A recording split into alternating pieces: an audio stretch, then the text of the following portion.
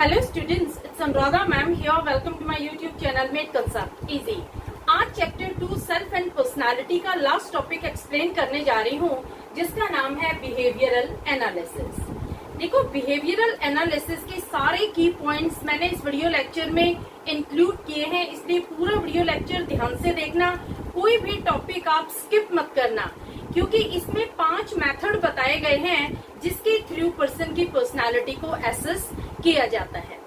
देखो, पूरा video lecture अगर आप कंटिन्यूटी में देखते हैं तो मुझे पूरी उम्मीद है कि ये टॉपिक आपको बहुत अच्छे से क्लियर हो जाएगा।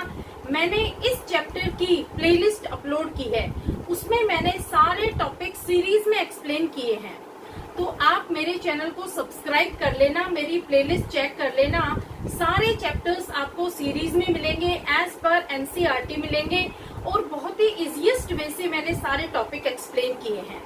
तो आज सेकंड चैप्टर का लास्ट टॉपिक बिहेवियरल एनालिसिस में आपको एक्सप्लेन करने जा रही हूँ।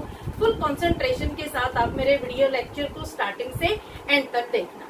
देखो, एक पर्सन के बिहेवियर को जब हम डिफरेंट सिचुएशन में ऑब्जर्व करते हैं तो उसकी पर्सनालिटी के बारे में हमें मीनिंगफुल इंफॉर्मेशन मिलती है। बिहेवियरल एनालिसिस में ऑब्जर्वेशन को ही बेसिस माना गया है, यानी ऑब्जर्वेशन के बेस पर ही हम पर्सनालिटी को एसेस करते हैं। ऑब्जर्वर अपने रिपोर्ट में डाटा कंटेन कर सकता है through interview, through observation, through behavioural rating, through nomination and through situational test. यानी ये 5 मेथड है जिनके थ्रू हम पर्सनालिटी को एसेस करते हैं। तो सबसे पहले मैं आपको बता रही हूँ कि इंटरव्यू के थ्रू हम पर्सन की पर्सनालिटी को कैसे एसेस करते हैं। तो सबसे पहला मेथड लेते हैं, दैट इज इंटरव्यू। देखो, इंटरव्यू ये वर्ड आपको बहुत ज्यादा फेमिलियर है, आपको पता है ये मेथड कॉमनली यूज्ड होता है किसी भी पर्सन की पर्सनालिटी को एसेस करने में। इसमें क्या होता है, फेस टू फेस इंटरेक्शन होता है। जो इंटरव्यूअर होता है वो इंटरव्यूई से या तो जनरल क्वेश्चंस पूछता है या फिर स्पेसिफिक क्वेश्चंस पूछता है, उसकी पर्सनालिटी को डिटरमाइन करने के लिए, इवेल्युएट करने के लिए, एसेस करने के लिए। इंटरव्यूअर वो पर्सन होता है जो क्वेश्चंस पूछता है, और इंटरव्यूई वो पर्सन होता है जिसकी पर्सनालिटी एसेस की जानी है, यानी वो क्लाइंट होता है जिसकी पर्सनालिटी ऑब्जर्व करने के लिए उससे क्वेश्चनिंग की जा रही है। देखो, अगर इंटरव्यू सिंपल है तो उसमें जनरल क्वेश्चंस पूछे जाते हैं, लेकिन अगर इंटरव्यू डायग्नोस्टिक पर्पस के लिए कंडक्ट किया जाता है, यानी किसी डिसऑर्डर को डिटेक्ट करने के लिए, किसी मेंटल इलनेस को जानने के लिए इंटरव्यू कंडक्ट किया गया है, तो वहाँ पर इन डेप्थ क्वेश्चनिंग की जाती है। एक साइकोलॉजिस्ट अपने क्लाइंट से इन डेप्थ क्वेश्चनिंग करता है किसी भी डिसऑर्डर की रूट कोज तक पहुँचने के लिए, क्योंकि उसको डायग्नोज करना है कि जो ये डिसऑर्डर हुआ है इसको किस रीजन की वजह से हुआ है। तो वो इंटरव्यू के रिस्पॉन्सेज पर भी क्वेश्चंस फ्रेम करता जाता है, और इस तरह से इन डेप्थ क्वेश्चनिंग होती है। देखो, इंटरव्यू 2 तरह का होता है, एक होता है अनस्ट्रक्चर्ड और दूसरा होता है स्ट्रक्चर्ड। अनस्ट्रक्चर्ड में क्या होता है कि रैंडम क्वेश्चंस पूछे जाते हैं। इसमें जो इंटरव्यूअर होता है वो रेपो फॉर्म करता है, यानी एक इम्प्रेशन बनाता है इंटरव्यूई की नजरों में, ताकि वो कंफर्टेबल फील करे और अपने आप को वो अच्छे से प्रेजेंट कर सके, ताकि उसकी पर्सनालिटी रिवील हो सके। दूसरा होता है स्ट्रक्चर्ड। इसमें सेट पैटर्न्स होते हैं, इसमें जो गाइडलाइंस होती हैं उन्हें फॉलो किया जाता है। इसमें फिक्स क्वेश्चंस होते हैं और वही क्वेश्चंस हर कैंडिडेट के सामने, हर क्लाइंट के सामने प्रेजेंट किए जाते हैं। किस तरह से क्लाइंट उनके रिस्पॉन्सेज देता है, उस पर उनकी पर्सनालिटी को इवेल्युएट किया जाता है, एसेस किया जाता है। क्योंकि देखो, यहाँ पर जो क्वेश्चनिंग होती है ये सिमिलर होती है हर क्लाइंट से, लेकिन जो क्लाइंट के रिस्पॉन्सेज होते हैं ये वेरी करते हैं एक दूसरे से। तो यहाँ पर क्या होता है कि कंपैरिजन किया जा सकता है एक क्लाइंट से दूसरे क्लाइंट के बीच में। तो देखो, आप किस तरह से डिफाइन करेंगे इंटरव्यू, कैसे आप लिखेंगे। सबसे पहले आप लिखेंगे, interview means talking to person being assessed and asking specific questions. देखो, इंटरव्यू का मतलब आपको पता है, यहाँ पर पर्सन के साथ इंटरेक्शन होता है जिसकी पर्सनालिटी एसेस की जानी है, उससे स्पेसिफिक क्वेश्चंस पूछे जाते हैं। लेकिन अगर डायग्नोस्टिक इंटरव्यू है, इसमें इन्वॉल्व्स इन डेप्थ क्वेश्चनिंग। मैंने अभी आपको एक्सप्लेन किया कि अगर इंटरव्यू डायग्नोस्टिक पर्पस के लिए कंडक्ट किया जाता है तो वहां पर जो साइकोलॉजिस्ट होता है वो अपने क्लाइंट से बहुत सारे क्वेश्चंस पूछता है, इन डेप्थ क्वेश्चंस पूछता है। वो जो आंसर देता है उस पर भी क्वेश्चंस फ्रेम करता है कि कैसे हुआ ये, क्यों हुआ ये, कब हुआ ये। तो इस तरह के वर्ड्स वो बार बार यूज करता है ताकि वो रूट कॉज का पता लगा सके। जिस डिसऑर्डर के पर्पस से उसने इंटरव्यू कंडक्ट किया है वो उसका पर्पस फ्रूटफुल रहे, इसलिए वो इन डेप्थ क्वेश्चनिंग करता है। दूसरा है, आपको इंटरव्यू में दो तरह के इंटरव्यू दिखाने हैं। पहला है अनस्ट्रक्चर्ड और दूसरा है स्ट्रक्चर्ड। देखो, जो अनस्ट्रक्चर्ड इंटरव्यू होता है उसमें interviewer develops an impression formation by asking various questions randomly. इसमें क्या होता है कि जो इंटरव्यूअर होता है वो क्लाइंट से बहुत सारे क्वेश्चंस पूछता है। सारे क्वेश्चंस जनरल होते हैं। ये बिल्कुल इनफॉर्मल इंटरव्यू होता है, बिल्कुल जनरल क्वेश्चनिंग होती है। जैसे आप कहाँ से बिलोंग करते हैं, आपकी हॉबीज क्या है, फैमिली में कितने मेंबर हैं, आपने जो एजुकेशन ली उसमें आपको किस तरह की प्रॉब्लम्स अराइज हुई।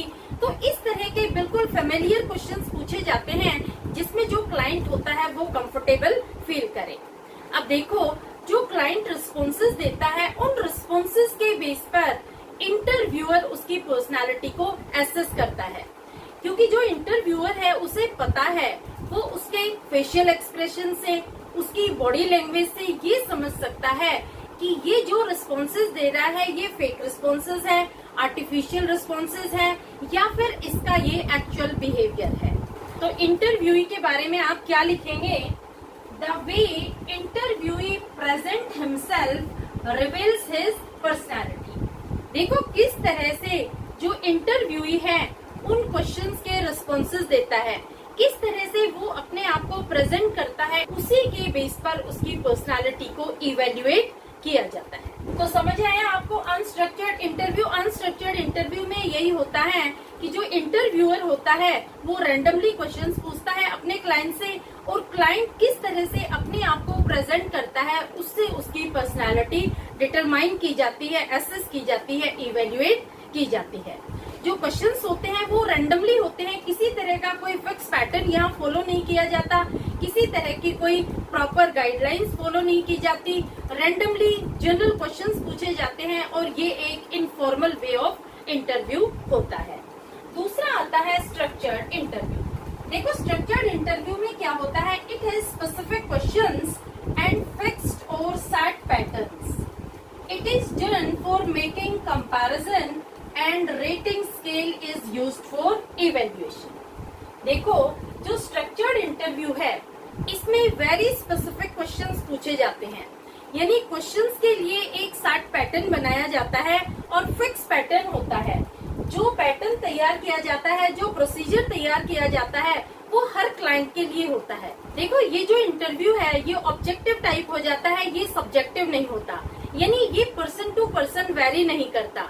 ये कंपैरिजन ड्रॉ करने के लिए बहुत हेल्पफुल होता है। कैसे ये हेल्पफुल होता है? देखो, एक ही सेट पैटर्न के क्वेश्चंस हर क्लाइंट के सामने प्रेजेंट किए जाते हैं। यहाँ पर क्लाइंट किस तरह से रिस्पॉन्स देते हैं, उनके रिस्पॉन्सेज एक दूसरे से वेरी करते हैं।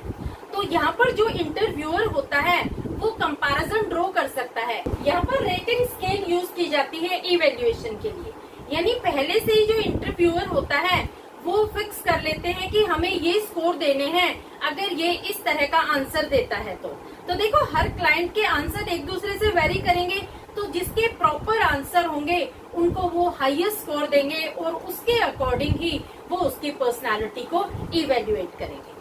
तो समझ आया आपको स्ट्रक्चर्ड इंटरव्यू? देखो, इसमें स्पेसिफिक क्वेश्चंस पूछे जाते हैं, जनरल क्वेश्चंस नहीं पूछे जाते। इसमें जो पैटर्न होता है वो बिल्कुल फिक्स पैटर्न होता है, सेट पैटर्न होता है। डिटेल्ड गाइडलाइंस के थ्रू वो क्वेश्चनेयर प्रिपेयर किए जाते हैं और यहाँ पर कंपैरिजन ड्रॉ करने के लिए ये मेथड यूज किया जाता है। दूसरा, इसमें रेटिंग स्केल यूज की जाती है एक क्लाइंट से दूसरे क्लाइंट को इवेल्युएट करने के लिए। ताकि उनकी पर्सनालिटी अच्छे से एसेस की जा सके, उसकी पर्सनालिटी में किसी तरह का कोई बायस ना। क्लियर? अब आता है next method, that is observation method. देखो ऑब्जर्वेशन मेथड में क्या होता है कि क्लाइंट को बहुत केयरफुली ऑब्जर्व किया जाता है, उसके बारे में इम्प्रेशन फॉर्म किया जाता है ताकि उसकी पर्सनालिटी को एसेस किया जा सके। लेकिन ये मेथड केयरफुली डिजाइन किया जाता है क्योंकि इसमें प्रोफेशनल ट्रेनिंग की रिक्वायरमेंट होती है। देखो हर कोई ऑब्जर्व नहीं कर सकता, जो ऑब्जर्वर होता है वो एक मैच्योर पर्सन होना चाहिए, दूसरा वो प्रॉपरली ट्रेन्ड होना चाहिए। अनट्रेन्ड ऑब्जर्वर ये मेथड कंडक्ट नहीं कर सकता। दूसरा ये जो मेथड है ये टाइम कंज्यूमिंग मेथड है। पहले तो इसमें एक प्रॉपर ट्रेनिंग दी जाती है कि किस तरह से आपको पर्सन की पर्सनालिटी को ऑब्जर्व करना है। दूसरा जब आप फुली ट्रेन्ड होते हैं तभी इस मेथड को अप्लाई कर सकते हैं। अगर आपके अंदर इवेल्युएशन कैपेबिलिटीज नहीं है, आपके अंदर मैच्योरिटी नहीं है, तो जो डाटा आप प्रेजेंट करेंगे उसके बेस पर जो पर्सनालिटी को एसेस किया जाएगा तो ये पर्सनल बायस होगा। तो आप किस तरह से डिफाइन करेंगे ऑब्जर्वेशन मेथड में? It is sophisticated and carefully design procedure. Sophisticated का मतलब क्या होता है? ये बहुत ज्यादा कॉम्प्लिकेटेड होता है। देखो ये इजी टू कैरी नहीं है, हर पर्सन इसे कंडक्ट नहीं कर सकता। ऑब्जर्वेशन पर्पस के लिए एक ट्रेनर की रिक्वायरमेंट होती है। किस तरीके से वो ऑब्जर्व करेगा, कितनी माइन्यूटली वो अपने क्लाइंट को ऑब्जर्व करता है, तो ये डिपेंड करता है उसकी अपनी टेक्निक पर। इसमें जो गाइडलाइंस प्रोवाइड की जाती है उसके अकॉर्डिंग ही इस मेथड को यूज किया जाता है। तो देखो इसमें डिजाइन प्रोसीजर होता है जो बहुत केयरफुली सेट किया जाता है। इसमें डिटेल्ड गाइडलाइंस होती है, उसके अकॉर्डिंग ही इस मेथड को कंडक्ट किया जाता है क्लाइंट की पर्सनालिटी को एसेस करने के लिए। दूसरा पॉइंट आप क्या लिखेंगे? It requires careful training of the observer. देखो ऑब्जर्वर को एक प्रॉपर ट्रेनिंग की रिक्वायरमेंट होती है। अनस्किल्ड और अनट्रेन्ड ऑब्जर्वर इस मेथड को कंडक्ट नहीं कर सकते क्योंकि जो वो रिपोर्ट देंगे तो उनकी रिपोर्ट गलत होगी, उसके बेस पर जो पर्सनालिटी असेसमेंट आएगा वो एक्यूरेट नहीं होगा। देखो आप एक एग्जांपल भी दे सकते हैं। Clinical psychologist observe his clients interaction with his family members. देखो एक क्लिनिकल साइकोलॉजिस्ट अपने क्लाइंट के बिहेवियर को चेक करना चाहता है, उसकी पर्सनालिटी को एसेस करने के लिए वो ये देखना चाहता है कि ये किस तरह से अपने फैमिली मेंबर्स के साथ इंटरेक्ट करता है, यानी फैमिली के साथ इसका कैसा बिहेवियर है। तो देखो वो सबसे पहले नेचुरल सेटिंग में जाएगा, यानी वो उसके घर जाकर के उसके फैमिली मेंबर्स को कॉन्फिडेंस में लेगा, वहाँ एक सीसीटीवी कैमरा लगाएगा और सीसीटीवी कैमरे के थ्रू वो उस पर्सन के एक्चुअल बिहेवियर को फाइंड आउट करेगा कि ये पर्सन अपनी फैमिली मेंबर से किस तरह से इंटरेक्ट करता है। देखो कई बार क्या होता है कि क्लाइंट को पता लग जाता है कि कोई मुझे ऑब्जर्व कर रहा है, तो वहाँ पर क्या होता है कि एक्चुअल बिहेवियर नहीं आता, वो एक आर्टिफिशियल बिहेवियर शो करेगा। इसलिए फैमिली की हेल्प के थ्रू ही वो उसके बिहेवियर को ऑब्जर्व कर सकता है और उसकी पर्सनालिटी को वो एसेस कर सकता है। तो आप ये एग्जाम्पल जरूर लिखना क्योंकि काफी इम्प्रेसिव एग्जाम्पल है और इस एग्जाम्पल से बिल्कुल क्लियर हो जाता है कि किस तरह से पर्सन ऑब्जर्व करता है अपने क्लाइंट को, उसकी पर्सनालिटी को एसेस करने के लिए। देखो ऑब्जर्वेशन मेथड को चाहे कितनी ही केयरफुली इम्प्लीमेंट क्यों न कर ले, लेकिन फिर भी कुछ ड्रॉबैक्स रह जाते हैं, कुछ लिमिटेशंस रह जाती हैं। तो कौन कौन से ड्रॉबैक्स हैं? पहला ड्रॉबैक है it is time consuming. Professional training is required to collect useful data. देखो ये जो मेथड है ये बहुत टाइम कंज्यूमिंग है। सबसे पहले तो आपको एक प्रोफेशनल ट्रेनर की रिक्वायरमेंट होगी, जो ट्रेनिंग वो देगा उसके अकॉर्डिंग ही आप इस मेथड को अप्लाई करेंगे। तो इसमें बहुत टाइम लग जाता है, आपको प्रॉपर ट्रेनिंग लेने में आपको सारी वो गाइडलाइंस सीखनी होती है, सारी वो टेक्निक सीखनी होती है जो इस मेथड में अप्लाई होती है। तो ये इसकी सबसे बहुत बड़ी लिमिटेशन है। दूसरी लिमिटेशन आती है it requires maturity of observer. देखो जो ऑब्जर्वर है यानी जो ऑब्जर्व कर रहा है अपने क्लाइंट को, वो एक मैच्योर पर्सन होना चाहिए। अगर पर्सन इमैच्योर है, अगर उसको प्रॉपर नॉलेज नहीं है, तो ये मेथड यूजफुल नहीं माना जाता। इसलिए मैच्योरिटी ऑफ ऑब्जर्वर ये बहुत इम्पोर्टेंट है और ये ड्रॉबैक बन जाता है इस मेथड का, क्योंकि जरूरी नहीं है हर ऑब्जर्वर मैच्योर पर्सन हो।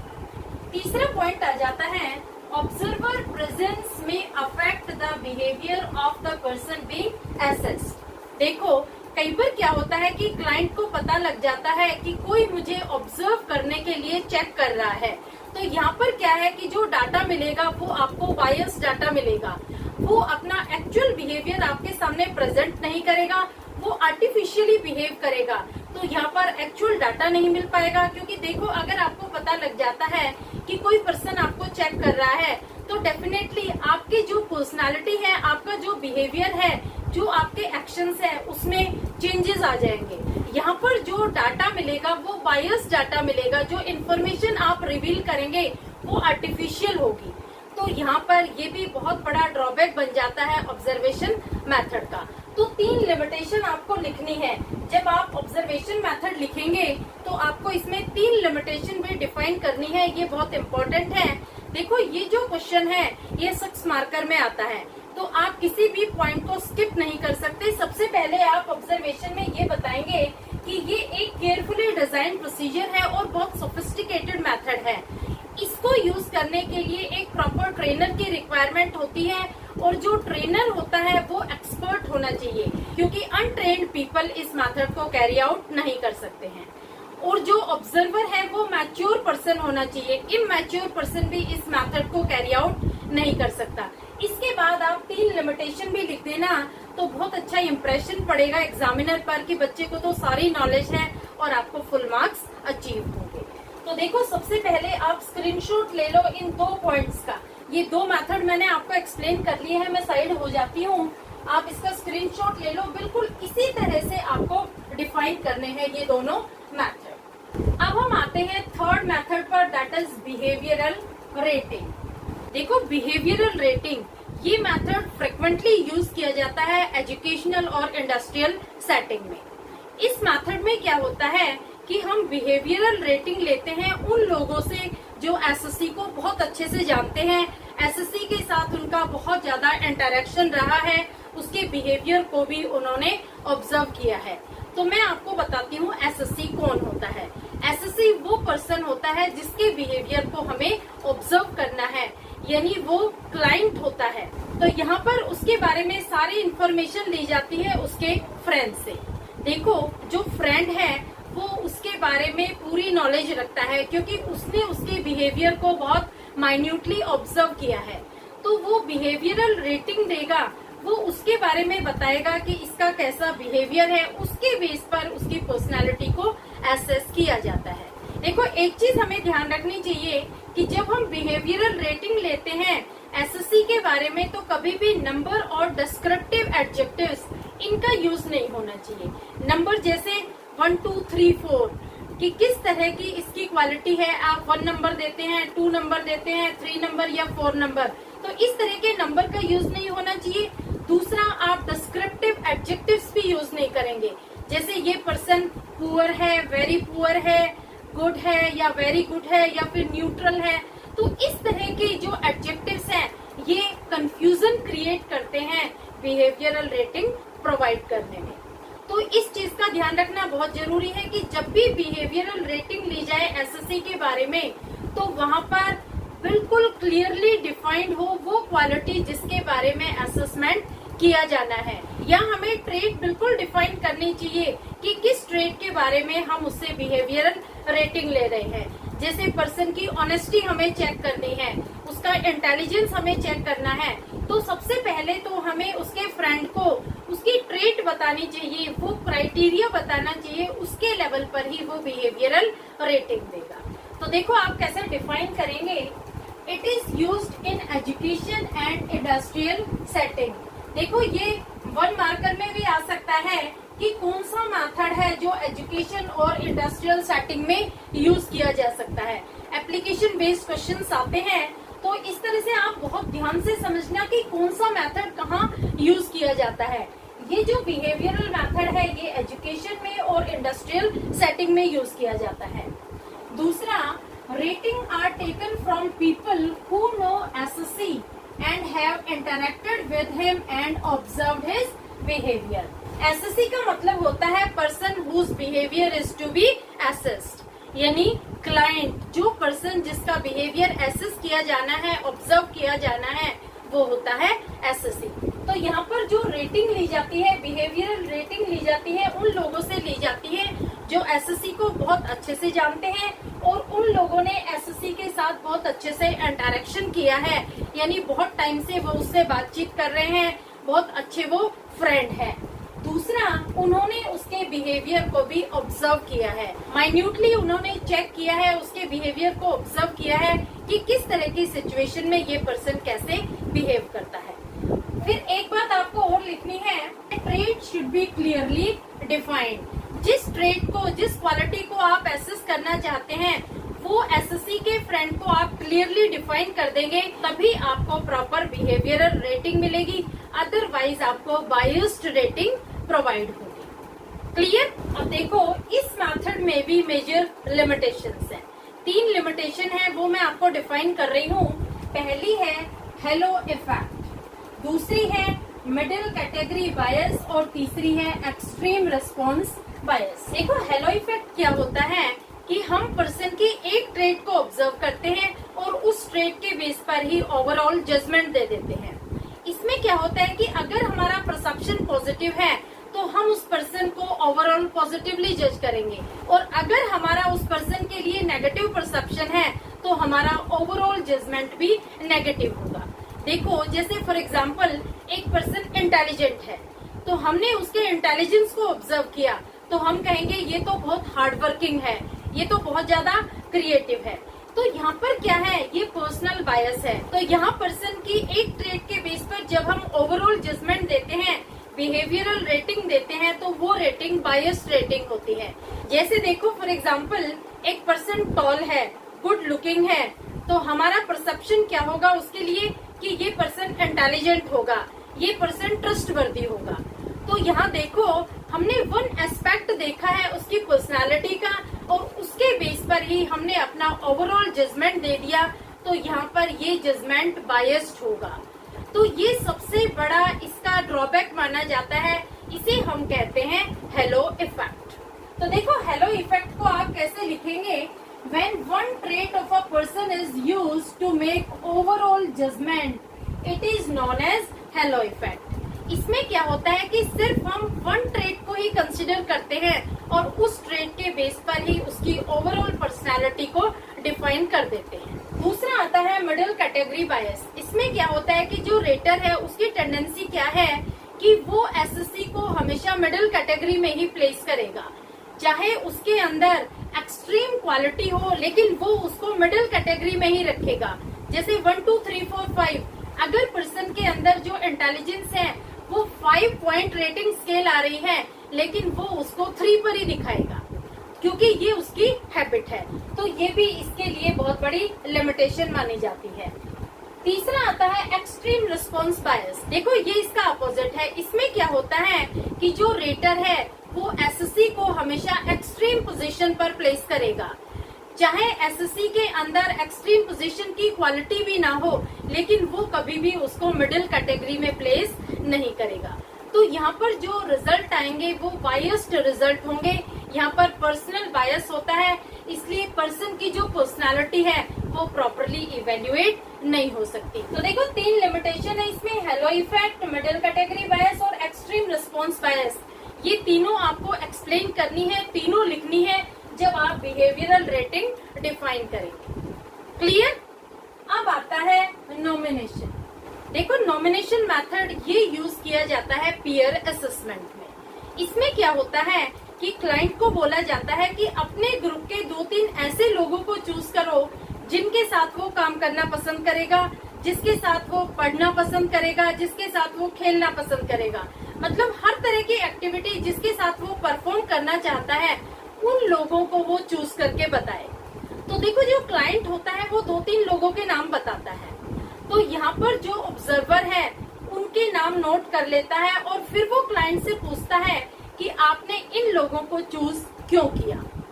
यहाँ पर जो वो रिस्पॉन्सेज देता है उन रिस्पॉन्सेज को भी वो नोट डाउन कर लेता है और उनके बेस पर वो उसकी पर्सनालिटी को एसेस करता है। देखो, जैसी आपकी क्वालिटी है वैसे ही लोगों के साथ आप दोस्ती करना पसंद करोगे। देखो, यूजुअली ये नोटिस किया जाता है कि एक पर्सन हमेशा सिमिलर ट्रेट के लोगों को चूज करता है। जैसी उसकी खुद की ट्रेट होती है वैसे लोगों को ही वो चूज करता है। सपोज आप क्लास के इंटेलिजेंट स्टूडेंट हैं, तो आपकी दोस्ती उन्हीं बच्चों से होगी जो इंटेलिजेंट हैं, जो क्रिएटिव है, जो हार्ड वर्किंग है। कभी भी आप ऐसे स्टूडेंट से दोस्ती नहीं करेंगे जो वीक स्टूडेंट है या फिर डल स्टूडेंट है। हमारी फ्रेंडशिप वही होती है जहां हमारी ट्रेट एक दूसरे से मैच करती है। अपोजिट ट्रेट के लोगों के साथ जल्दी से दोस्ती नहीं होती, लेकिन देखो एक्सेप्शन तो हर जगह होती है। कई बार ऐसा भी होता है कि अपोजिट ट्रेट के लोगों को भी कंसिडर किया जाता है। क्लियर? तो आप कैसे डिफाइन करेंगे? Nomination is used in peer assessment where people are asked to choose their favourites with whom he would like to work, play, study or do other activities. देखो, ये जो मेथड है ये पीयर असेसमेंट में use होता है। ध्यान रखना, पीयर असेसमेंट में कौन सा मेथड यूज होता है? Nomination method. इस मेथड में क्या होता है कि लोगों को बोला जाता है कि वो अपने फेवरेट चूज करें, यानी उनको एक ग्रुप दिया जाता है जिस ग्रुप को वो बहुत टाइम से जानते हैं, बहुत टाइम से उनके साथ उसका इंटरेक्शन रहा है। तो यहाँ पर उस पर्सन से बोला जाता है कि वो 2-3 लोगों के नाम नॉमिनेट करे, 2-3 लोगों के नाम चूज करे जिनके साथ वो काम करना चाहता है, खेलना चाहता है, स्टडी करना चाहता है या फिर कोई दूसरी एक्टिविटीज परफॉर्म करना चाहता है। देखो, nomination received are analysed to understand the personality and behaviour of the client. इसका मतलब क्या हुआ कि यहाँ पर जो ऑब्जर्वर है वो रिस्पॉन्सेज रिकॉर्ड करता है।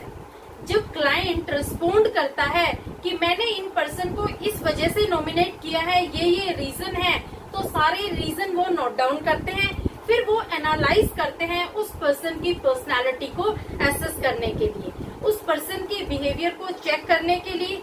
क्योंकि देखो, एक पर्सन उन्हीं लोगों के नाम नॉमिनेट करेगा जिन लोगों से उसकी पर्सनालिटी मैच करती है, जिन लोगों से उसकी ट्रेट मैच करती है। तो यहाँ पर नॉमिनेशन मेथड में यही होता है कि जो ऑब्जर्वर होता है कुछ नाम की लिस्ट देता है एक पर्सन को और कहता है कि आप चूज करो, आप किनका नाम नॉमिनेट करते हो। जिनके नाम भी वो नॉमिनेट करता है उनकी पर्सनालिटी के अकॉर्डिंग ही वो चेक करके बताते हैं कि इस पर्सन की पर्सनालिटी कैसी है। क्लियर?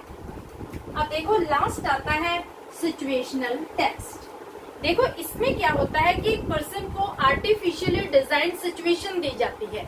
जो सिचुएशन होती है वो स्ट्रेसफुल सिचुएशन होती है और यहाँ पर ऑब्जर्वर ये चेक करता है कि कितनी इफेक्टिवली पर्सन इस स्ट्रेसफुल सिचुएशन को डील करके इसे ओवरकम करता है। यहाँ पर जिन लोगों के साथ उसका इंटरेक्शन होता है उन लोगों को भी गाइड कर दिया जाता है कि वो उस पर्सन को किसी तरह से भी कोऑपरेट नहीं करेंगे और बार बार वो उसके काम में इंटरफियर करेंगे। तो यहाँ पर जो मेन पर्पस होता है ऑब्जर्वर का वो यही होता है, वो यही चेक करना चाहता है कि पर्सन कितनी इफेक्टिवली डील करके, कितनी इफेक्टिवली हैंडल करके इस स्ट्रेसफुल सिचुएशन से बाहर आता है। तो आप कैसे लिखेंगे? In this method, situation is presented realistically. Person is required to perform a given task with other person who are instructed not to be cooperative and interfering. एक पॉइंट और लिखना, person is observed how effectively he overcomes the stressful situation. इसमें क्या होता है कि person को एक टास्क दिया जाता है, एक स्ट्रेसफुल सिचुएशन दी जाती है और उसे उस टास्क को परफॉर्म करना होता है। उस टास्क को परफॉर्म करने के लिए जो जो पर्सन होते हैं उसके साथ उनको इंस्ट्रक्ट किया जाता है कि वो बिल्कुल नॉन कोऑपरेटिव रहेंगे। इस पर्सन के साथ वो किसी तरह का भी कोऑपरेशन नहीं करेंगे।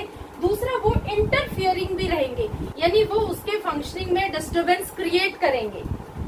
And person is observed how effectively he overcome the stressful situation. और देखो, जो क्लाइंट है वो कितनी इफेक्टिवली, कितनी एफिशिएंसी के साथ किस तरीके से वो हैंडल करके उस सिचुएशन को ओवरकम करता है, उसके बेस पर उसकी पर्सनालिटी को एसेस किया जाता है। तो ये आपका था last personality test, that is situational test. तो होपफुली आपको ये पांचों पॉइंट समझ में आ गए होंगे। पहला है इंटरव्यू, दूसरा है ऑब्जर्वेशन, तीसरा है बिहेवियरल रेटिंग, चौथा है नॉमिनेशन और पांचवा है सिचुएशनल टेस्ट। तो ये 5 मेथड है जिनके बेस पर पर्सनालिटी को एसेस किया जाता है, पर्सनालिटी को इवेल्युएट किया जाता है। तो आज आपका सेकंड चैप्टर ये खत्म हो जाता है। पूरा चैप्टर पढ़ने के लिए आप प्लेलिस्ट देख लेना, स्टार्टिंग से एंड तक सारे टॉपिक आपको सीरीज में मिलेंगे और बहुत इजीएस्ट वे से मैंने सारे टॉपिक एक्सप्लेन किए हैं। फिर भी किसी तरह की कोई क्वेरी हो तो please feel free to comment in comment box. Please like it, subscribe it and share it to your friends. Okay, thank you.